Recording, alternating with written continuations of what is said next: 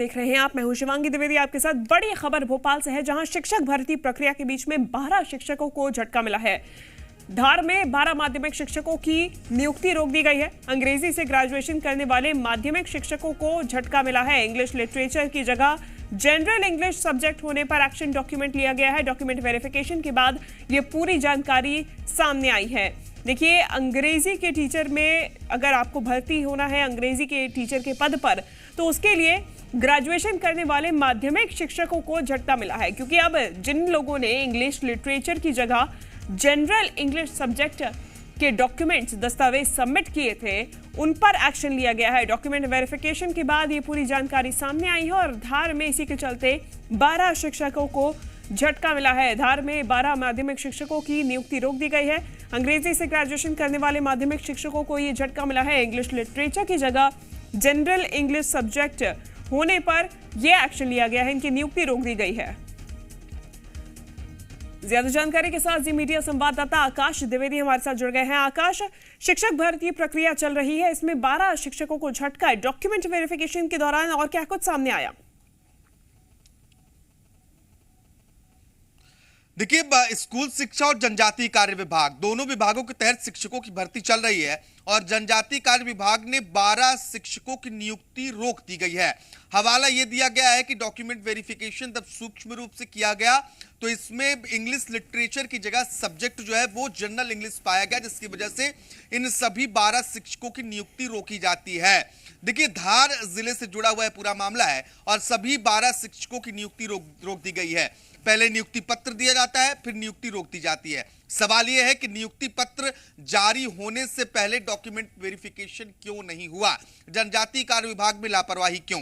अगर पहले document verification ठीक तरीके से होता तो शायद नियुक्ति पत्र जारी ही नहीं होता, क्योंकि इंग्लिश शिक्षकों के जो माध्यमिक शिक्षक हैं उनकी भर्ती प्रक्रिया के लिए इंग्लिश लिटरेचर जरूरी है।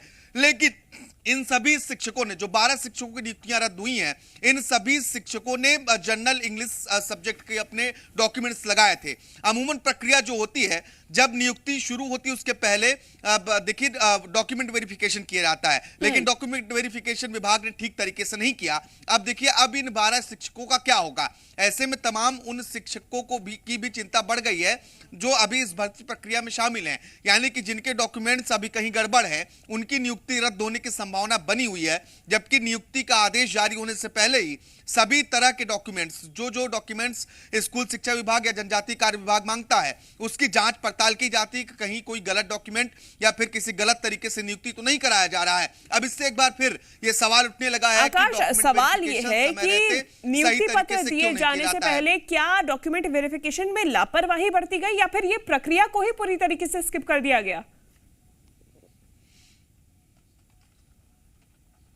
देखिए, कहा तो यही जा सकता है, क्योंकि नियुक्ति पत्र किस बेसिस पे जारी किया? जब इंग्लिश के जो शिक्षक हैं उनके लिए लिटरेचर इंग्लिश अनिवार्य है, जरूरी है, तो फिर जनरल इंग्लिश के जो मार्कशीट लगाई गई थी, जो ग्रेजुएशन की मार्कशीट थी, उसमें साफ तौर पर जनरल इंग्लिश का जिक्र होगा। तो ऐसे में जो शुरुआती तौर पर जो सबसे पहले डॉक्यूमेंट वेरिफिकेशन होता है, उस वक्त किस आधार पर डॉक्यूमेंट वेरिफिकेशन किया गया और किस आधार पर नियुक्ति पत्र जारी हुआ?